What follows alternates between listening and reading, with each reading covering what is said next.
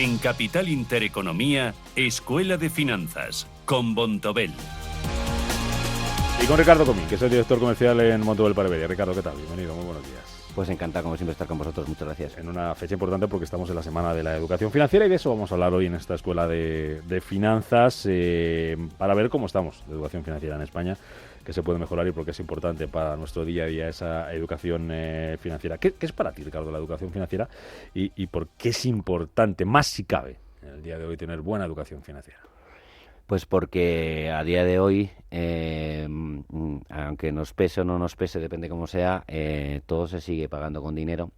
Todo, al final, depende de tu capacidad adquisitiva, desde tus más tontos caprichos hasta organizarte tu retirada y que incluso si enfermas te puedan cuidar o te puedas cuidar de mejor o peor manera. Todo depende, en este caso, del Bill Metal. Entonces es muy importante planificar las cosas, es muy importante entender cómo funcionan todas las herramientas financieras, tanto como herramientas de ahorro como herramientas de financiación. Sí que hay muchas quejas que oímos en el año 2008, 2009 y se trataba, como siempre, se trata de buscar un culpable. El culpable se echaba toda la culpa a los bancos. Bajo mi punto de vista, y es un pensamiento en este caso de Ricardo Comín, yo creo que también tenemos que hacer autocrítica y creo que también nosotros tenemos que ser responsables de lo que firmamos, de lo que no firmamos, de lo que con lo que vamos adelante, lo que escogemos y lo que no escogemos. Y la mejor manera de hacerlo es estar educado y entender cómo funcionan las finanzas. No cabe duda, Ricardo, que la educación financiera es esencial para todos y cada uno de nosotros. ¿Cuáles son, a tu juicio, los principales desafíos a los que se enfrenta ahora mismo la educación financiera? Pues el primero de todos es la inclusión de la educación financiera desde muy pequeño. Yo veo completamente lógico que se incluya el deporte, veo completamente lógico que se incluyan matemáticas, lenguaje. Son herramientas porque son herramientas de futuro. Y yo creo que la parte financiera también es una herramienta de futuro. Yo me acuerdo que cuando mi padre me dio mi primera paga, me lo gasté todo inmediatamente. Lógico. Y fue una de las mayores broncas de mi vida. Claro. La recuerdo perfectamente. Vine con una bolsa de chucherías, ¿no? Y mi padre me dijo que sepas que esto es para toda la semana, no es para hoy. Y tal, y bueno, yo creo que ese aprendizaje se tiene que dar desde pequeño. Entonces, uno de los retos, que es lo que me preguntabas, sería incluirlo desde la educación básica en los colegios. Y luego, por otro lado, el segundo reto es saber discernir, porque ahora hay cosas muy buenas, que es el Internet, lo que son unos buenos consejos de lo que son los típicos gurús aprovechados.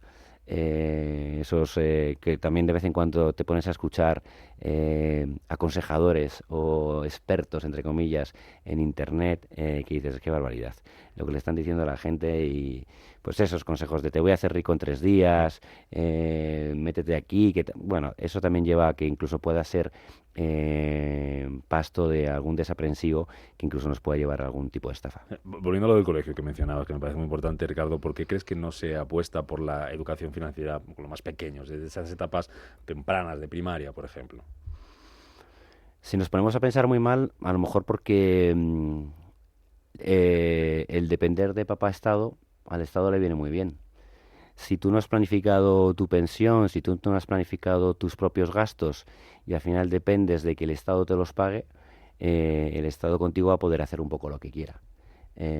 Si tú tienes las herramientas y para poder ser más independiente, pues lo tiene más complicado el Estado en convencerte de muchas cosas que rápidamente nos convencen, ¿no? Entonces, bueno, eso puede ser uno de los factores. También me imagino que habrá o sea, la educación al final es verdad que viene desde muy atrás, entonces, bueno, es verdad que ha cambiado mucho, pero bueno, antes no se le daba tanta importancia a todo esto porque no era necesario o no había esa cultura. Pero bueno, es verdad que está cambiando y además está cambiando no solamente en España, sino está cambiando en todo el mundo y se están tomando muchos ejemplos de países que nos llevan ventaja. La tecnología, Ricardo, ¿qué papel está jugando en la educación financiera? Pues como digo, la tecnología es un papel bastante importante. O sea, hay muchas cosas que incluso cuando leo informes nuestros de Vontobel, bueno, hay alguna serie de herramientas, palabras o expresiones que como esto está constantemente evolucionando y de repente hay definiciones nuevas o palabras nuevas, yo me meto en internet utilizo una herramienta de inteligencia artificial y me ayuda a entender cosas. Con lo cual creo que está muy bien. Lo segundo es lo que estaba diciendo de antes, es el reto de quitar bueno, el grano de la paja.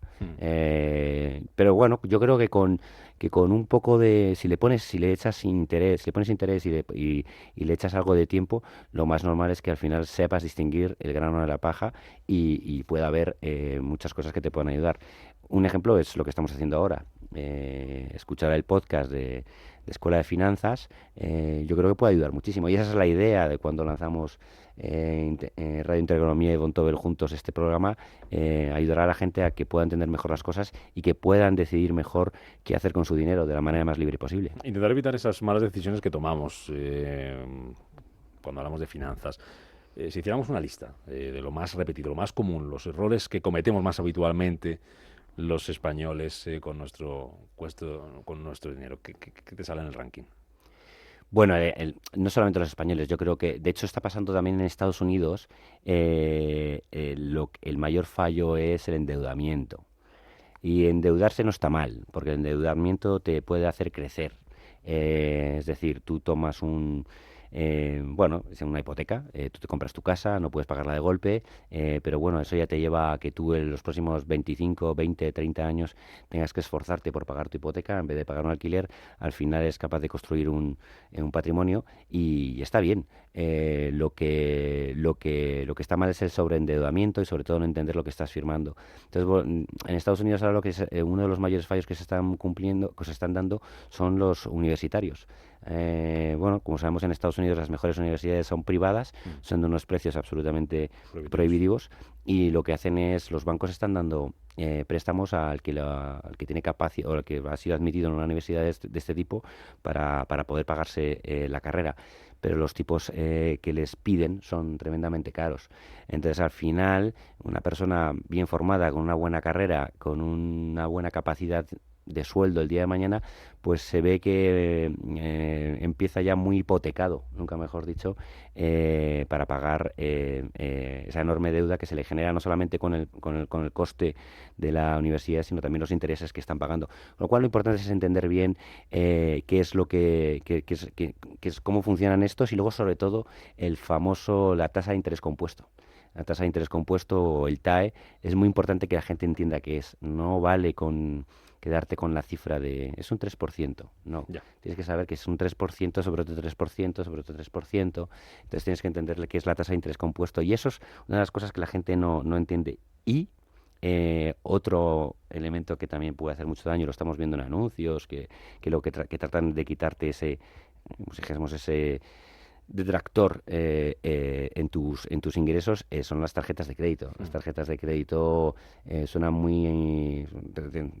como muy cómodas y tal, pero luego tienes unos tipos de interés muy altos. Entonces tienes que entender qué es lo que estás pagando. Al final, oye, ellos lo ofrecen y tú tienes que saber lo que estás firmando y lo que no estás firmando y cómo quieres pagar o no quieres pagar. Si pagas al 100%, no vas a tener un problema de intereses. Si pagas financiándote a través de una tarjeta de crédito, son intereses muchísimo más altos que un préstamo normal. El que nos esté escuchando, Ricardo, como mencionabas antes, que nos puede estar escuchando ahora en directo, que nos puede escuchar en cualquier momento a través del podcast que pueden encontrar en iVoox, también en la web de Intereconomía, el vídeo en YouTube también si lo quiere ver. Escuela de Finanzas, el podcast para que el que quiera buscarlo, no solamente el programa de hoy, sino programas anteriores también. Nos esté escuchando siendo un poco identificado y diga, oye, pues tengo carencias, ¿no? Ciertas carencias con educación financiera, me gustaría saber un poco más. ¿Por dónde le recomendamos que empiece? Por un presupuesto. Lo primero, por un presupuesto de ahorro, por un presupuesto de gastos y por un presupuesto... Porque al final, si esto es como el deporte, ¿no? Voy a hacer deporte, vale, ¿qué vas a hacer? No, pues voy a salir a correr. Vale, ¿cuántos días vas a salir a correr? ¿Cuánto vas a correr? Te duelen las rodillas y ahora ya no corres. ¿Cuánto tiempo estás sin correr? No, planifícate, pues el lunes voy a hacer tanto, el martes voy a hacer tanto, el miércoles voy a hacer tanto.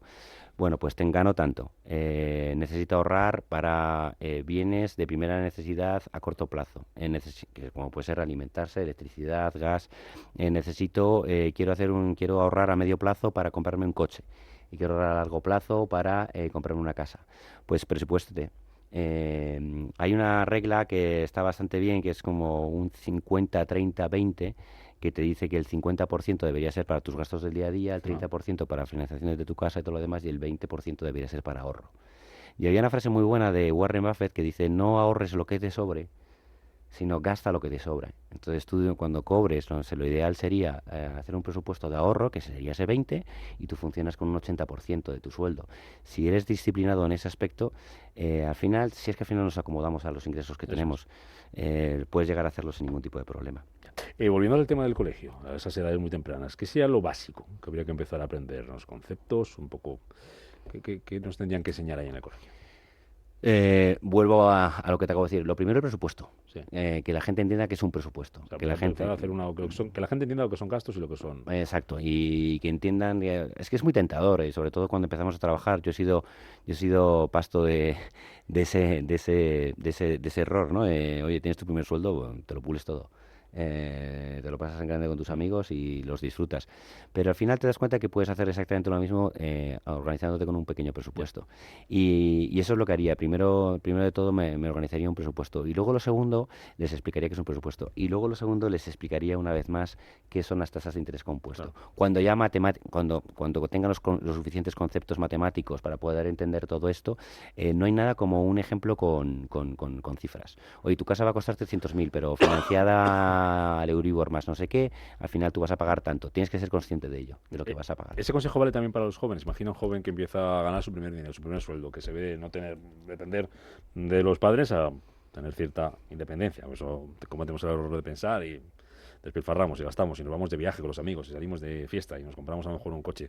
Eso es válido también para ellos, ¿no? Es perfectamente válido. Y lo que aconsejo también es, cuando vayas a pedir una hipoteca o cuando vayas a financiar cualquier cosa, mira cuánto es el coste de financiación, pero no te quedes solamente bueno, pago tanto al mes, lo puedo pagar, pues adelante con ello. O sea, la financiación de los coches, si tú lo ves, es brutal. La cantidad Entonces a lo mejor dices: oye, pues en vez de irme con la financiera del automóvil, pues me voy con un préstamo personal del banco. Tienes que saber un poco, tomarte la molestia de ir un poquito más allá, y para eso tienes que entender los conceptos financieros. Se puede invertir también desde joven. ¿Hay alguna forma sencilla de invertir que no suene muy raro, como una cosa muy de tener que saber mucho y esto me da miedo? Se puede invertir desde joven y se debe invertir desde joven, aunque sea muy poquito. ¿Por qué? Porque lo primero es que generas disciplina. Y la disciplina, cuanto más joven la tengas, más fácil va a ser que sea parte de tu día a día. El hábito hace al monje y necesitas tener ese hábito de ahorro. Hoy en día se puede hacer muy fácil. Hoy en día, volvemos a las tecnologías. Hoy en día los bancos tienen acceso a herramientas de Internet, hay bancos por Internet muy potentes, y sobre todo si lo que yo voy a ahorrar es en el largo plazo, yo recomendaría fondos de inversión. Tú puedes ir, además ir comprando todos los meses un poquito es muy bueno, porque habrá meses que compres caro y habrá meses que compres muy barato, y tú al final vas sin darte cuenta y sin ni siquiera tener que comerte mucho la cabeza en cuanto a qué precios están los mercados, tú vas a ponderar, que es lo que se trata siempre en una cartera. Si tú metes el 100% en un momento en que a lo mejor los mercados están caros y hay una corrección, vas a tardar mucho pero si tú todos los meses vas comprando y compras en barato y caro, pues lo más normal es que haya una ponderación y finalmente, sobre todo en el medio y largo plazo, lo puedas hacer bien. Y la gestión activa viene muy favorecida, en este caso, por el largo plazo. El mayor enemigo de la gestión activa es el corto plazo. Si vas a invertir a medio o largo plazo, yo creo que los fondos de gestión activa es una herramienta fantástica. Voy terminando, Ricardo, con 3 cuestiones para ir a modo casi de conclusión. Si nos comparamos en España con otros países de nuestro entorno, ¿en educación financiera estamos igual, mejor, peor? Bueno, en educación financiera estamos peor. Hemos mejorado mucho, ¿eh? O sea, vamos a hacer primero una comparación propia en relativo con nosotros mismos, y la verdad es que estamos mejorando, se está mejorando, y yo creo que deberíamos de acelerar más.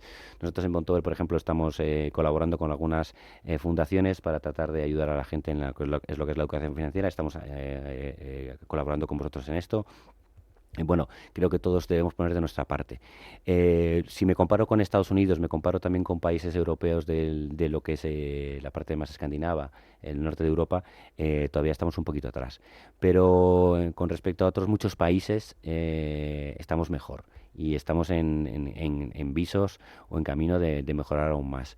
Pero creo que debemos ir o explicar todo en una mayor profundidad, y más cuando estamos hablando de un país que puede llegar a tener problemas con las pensiones el día de mañana. Por ejemplo, Ricardo, ¿qué se podría hacer? ¿Cómo podemos en conjunto, toda la sociedad, fomentar la educación financiera, tener mayor cultura de esto? Bueno, lo primero, bajo mi punto de vista, el primer paso debería ser los gobiernos. Los gobiernos deberían, mediante lo que es la educación o asignaturas en la educación pública, empujar todo esto. Lo segundo es la familia. Yo tengo amigos, todos con hijos, que lo que les recomiendo es que les hagan a sus hijos en un momento dado responsables de sus propios presupuestos. O sea, oye, pues se ha quedado sin dinero para gasolina. Se lo ha gastado las chuches hoy, Pues, tú verás, ¿sabes? Entonces, oye, al final eso es lo que te da. No le tapes el error. El error es parte de la vida, y lo que tendrá que hacer es, oye, pues tendrá que sufrir un poco porque se ha quedado sin dinero, y no pasa nada. Y luego, en un momento dado, los medios de comunicación, que vuelvo casi a lo que he dicho al principio. Y un ejemplo clarísimo es esto que estamos haciendo aquí. O sea, hemos explicado qué es un TAE, hemos explicado lo que es una ficha de fondos, hemos explicado qué es una tasa, una TIR. Estamos explicando, o sea, tratamos de acercar conceptos que de primera suenan como muy farragosos, pero luego te das cuenta que no son para nada farragosos, son fáciles de entender si te tomas un mínimo de esfuerzo, y que además te van a ayudar mucho en la vida. Entonces creo que también los medios de comunicación tienen que ayudar mucho. Termino, Ricardo, ¿hacia dónde vamos en esto de la educación financiera? ¿Por dónde crees que van a venir las próximas tendencias en el campo de la educación financiera? Pues yo creo que van a venir, por supuesto, por la parte de los medios, porque yo creo que cada vez yo hoy veo cada vez más en todos los medios de comunicación, sea el que sea, se habla más cada vez de economía, de financiero, y luego, por supuesto, va a venir por la parte de las nuevas tecnologías. Y se están haciendo muchas herramientas que lo que hacen es ayudar a la planificación financiera. Incluso yo tengo una herramienta ahora del banco que me dice, te vamos a ayudar a planificar tu ahorro. Y hay otras herramientas que son muy conocidas, que lo que hacen es juntar varios bancos, y entonces ellos te organizan cómo puedes organizar tu ahorro como conjunto. Entonces todo eso también va a ayudar. Va a haber herramientas que nos van a hacer más fácil el presupuestarnos. Antes a lo mejor era más de cogerte un lápiz y un papel en una Moleskine y hacerte tú casi el cuadro de Excel sobre papel y lápiz. Luego vino el Excel y ahora están estas herramientas. Pero al fin y al cabo todo va de lo mismo, que es un presupuesto. Lo que pasa es que el presupuesto ahora te dan unas herramientas mucho más avanzadas que te hacen todo mucho más fácil. Lo primero es estar convencido, ¿no? Y tener un objetivo, Rubén. O sea, al final también tienes que tener un objetivo, tienes que saber para qué ahorras. Sí. Entonces, bueno, yo creo que es importante. Pues para la entrada de la casa, para ese coche, para un viaje, para que sea el complemento de mis pensiones del futuro.